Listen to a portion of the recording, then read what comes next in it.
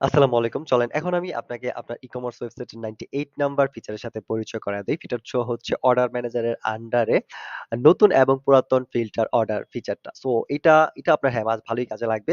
So এটা কি বিষয়টা দেখেন, যখনই আপনার সাইটে নতুন কোনো অর্ডার প্লেস হয় তখন কিন্তু অর্ডারগুলা মানে আগে এই দেখেন এখানে বর্তমানে নতুনগুলা উপরের দিকে থাকতেছে, রাইট? সর্বশেষ যেই অর্ডারটা প্লেস হয় আপনার সাইটে সেইটা একদম উপরের দিকে থাকে। দেখেন এইটা মানে এইটা দেখেন, এটার হচ্ছে ডেটটা দেখেন আপনার ১ ডিসেম্বর, এটা হচ্ছে ১২ অক্টোবর মানে ডিসেম্বর। মানে সবার পরের অর্ডারগুলা উপরের দিকে থাকে, রাইট?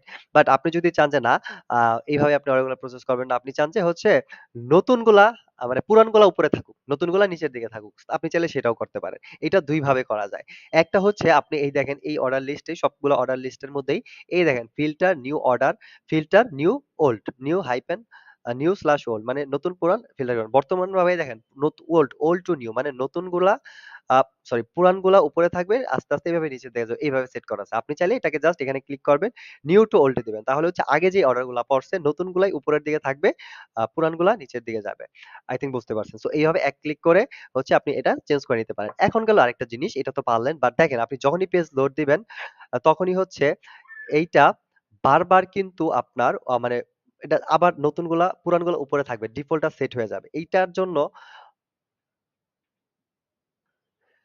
ওকে, তো আই থিংক এই পর্যন্ত ক্লিয়ার। এখন চলেন আপনাকে বোনাস হিসেবে আরেকটা ট্রিক দিয়ে দেই। সেটা হচ্ছে মনে করেন আপনি চান যে না পেজ রিলোড দিলেও যদি আপনি চান না, সবসময় এটা উপরের দিকেই থাকুক। মানে নতুনগুলাই আপনার উপরের দিকে আসুক। মানে হ্যাঁ?